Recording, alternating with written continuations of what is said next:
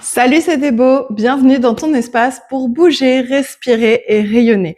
Aujourd'hui, le sujet, ça va être la gestion du stress au quotidien. Et je sais que c'est vraiment un gros sujet pour certains et certaines d'entre vous. Déjà, en premier lieu, ne sous-estimez jamais l'impact de votre stress au quotidien sur votre corps, sur l'aspect psycho-émotionnel de votre personne et sur toutes les sphères de votre vie. Ça peut avoir vraiment des dommages collatéraux, du coup, vraiment très, très importants. Il ne faut jamais négliger ce stress et ses effets. Tout est à prendre avec beaucoup, beaucoup, beaucoup de sérieux.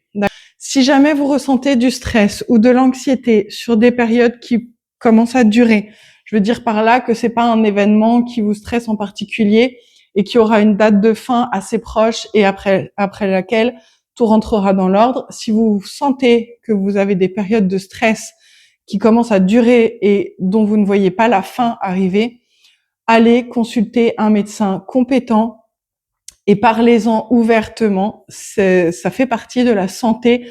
C'est un des premiers facteurs de bonne santé. Ok.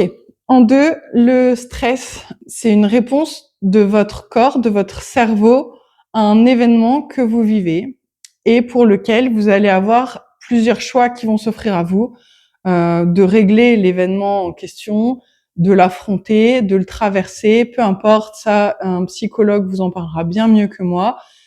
Mais en gros, le stress, c'est une réaction à quelque chose. Donc, ce qu'il est important de faire, ça va être d'identifier le quelque chose, d'aller chercher ce qui provoque chez vous cet état de stress. Une fois qu'on sait le pourquoi, on commence à avoir généralement un début de réponse. Après, on peut pas avoir une prise sur tout, et il existe des méthodes en psychologie qui vont vous permettre de se détacher des événements dont on n'a pas la possibilité immédiate de le faire. Mais c'est très important. Nous, on est là aujourd'hui pas pour analyser, on est là tout simplement pour pouvoir avoir des outils qui vont pouvoir être mis en place en cas de stress ponctuel pour vous aider à mieux gérer l'immédiateté du stress et mieux pouvoir passer à travers jusqu'à la fin de la crise. Par exemple, premier outil que l'on va mettre en place, une respiration. D'abord et en premier lieu, je commence à respirer si possible par le nez. Inspirer et expirer par le nez. Très bien. À partir de là, une fois que j'ai mis en place la respiration, pour l'instant rien d'extraordinaire, j'essaye simplement de respirer par le nez. C'est déjà un effort en soi en période de gros stress. Puisque le cœur va se mettre à battre plus vite, vous allez manquer un petit peu de souffle, etc.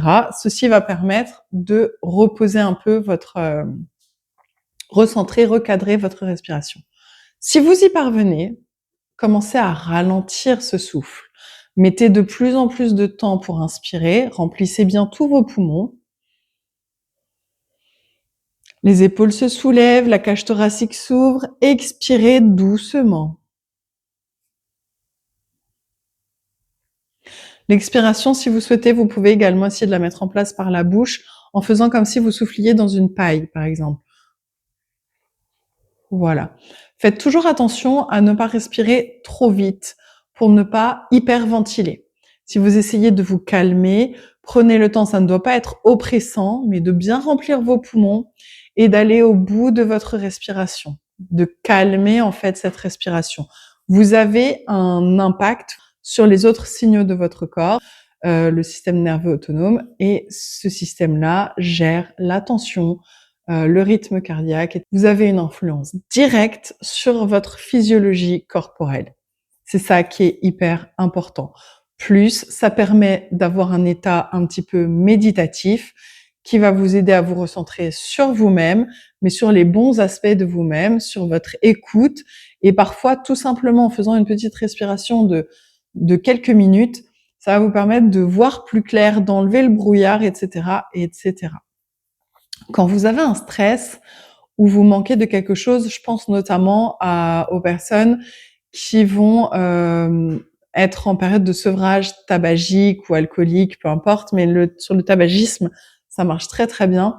Vous pouvez ajouter à cette respiration une apnée quand vous avez pris votre souffle. Inspiration, bloque, expire. Ce n'est pas sans rappeler d'ailleurs le fait de prendre une bouffée avec sa cigarette. Voilà. Et ben en fait, dans le cerveau, ça va avoir une libération d'hormones du bien-être et du bonheur qui va correspondre également à ce genre de choses. Donc, quand vous ne pouvez plus tenir, quand vous imaginez que c'est un petit peu plus difficile, calez-vous, essayez de respirer de cette façon-là et vous allez voir, généralement, ça passe en quelques respirations d'une manière assez efficace. Ensuite, par rapport à la gestion du stress, on oublie trop souvent qu'une bonne alimentation équilibrée et une bonne hydratation suffisante dans la journée aide à maintenir un corps optimal, avec un fonctionnement optimal et des meilleures défenses. Les défenses, c'est pas seulement les défenses immunitaires face aux microbes, c'est également les défenses psychologiques face aux événements qui nous arrivent. Si on est dans un état de fragilité, de précarité physique, parce qu'on se nourrit mal et parce que notre corps manque de nutriments ou de vitamines ou de minéraux, peu importe, s'il y a une carence quelconque, alors à ce moment-là, c'est tout votre équilibre, même votre équilibre psycho-émotionnel, qui va se dégrader, qui va en pâtir. Et ça, vous allez le noter notamment au niveau de vos performances physiques, mais également au niveau de votre sommeil. Vous verrez un sommeil de moins bonne qualité, qui est aussi un très bon indicateur en cas de stress. Encore une fois, ce sommeil-là est à prendre en considération et vous pouvez, à votre niveau, mettre des choses en place très rapidement pour l'améliorer.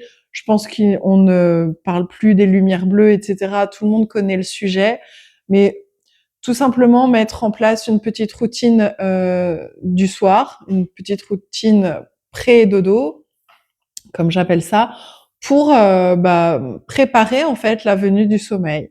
Et autant les mauvaises habitudes sont très faciles à prendre, autant ça met un petit peu de temps d'intégrer des bonnes habitudes, des nouvelles bonnes habitudes. N'hésitez pas à répéter et répéter et répéter de jour en jour sans vous décourager. Alors, je parle pas de mois de travail, mais plutôt de semaines d'essai, tout simplement pour permettre à votre corps aime l'habitude et la routine, et plus vous allez lui montrer que, par exemple, je fais ça, je fais ça, je fais ça, action 1, action 2, action 3, dodo, action 1, action 2, action 3, dodo, action 1, action 2, action 3, dodo, et ben vous allez voir qu'au fur et à mesure, votre corps va mettre de moins en moins de temps à s'endormir et dans de meilleures conditions.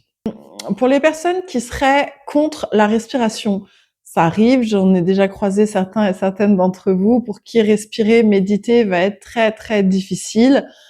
Trouvez des chansons qui vous apaisent et qui vous apportent quelque chose.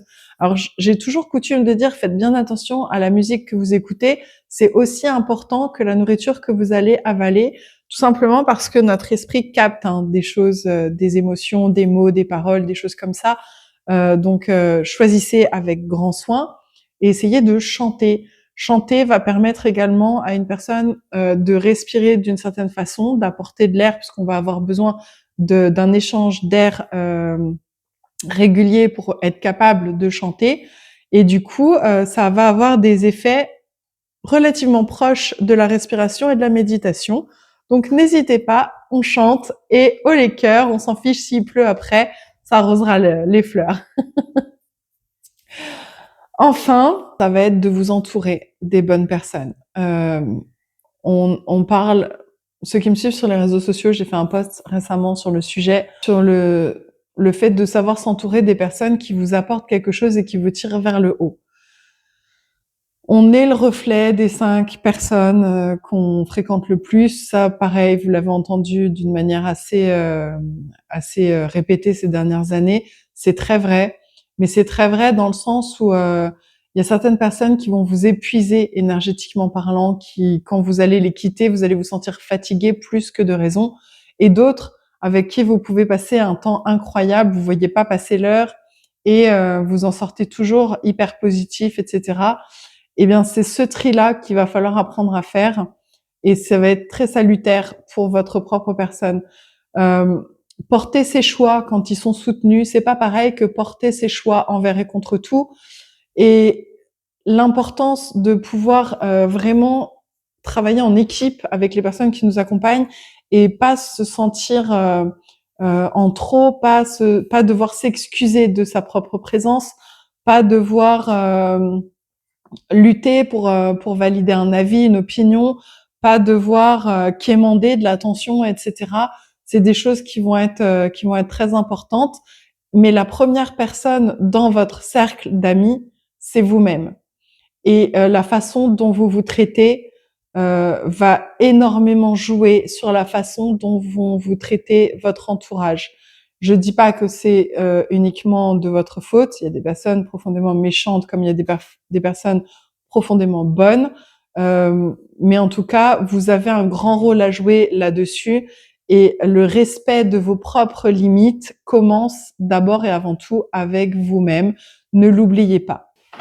En tout cas, n'oublie pas, ton bien-être commence ici avec des beaux. Bye bye.